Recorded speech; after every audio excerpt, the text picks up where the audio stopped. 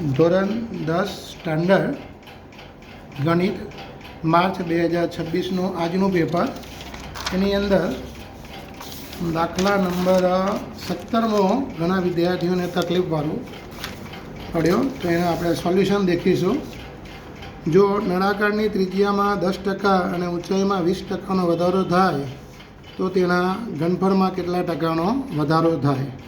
આના માટે ત્રિજ્યામાં 10% વધારો થતાં નવી ત્રિજ્યા ઇઝ ઇક્વલ ટુ આર વત્તા આરના 10%. કેલ્ક્યુલેશન કરીશું તો નવી ત્રિજ્યા આર બરાબર 1.1 આર આવશે. ઊંચાઈમાં 20%નો વધારો થતાં નવી ઊંચાઈ બરાબર એચ વત્તા એચના 20% એટલે 1.2 એચ આવશે. હવે નવા નળાકારનો ઘનફળ is equal to pi R square H.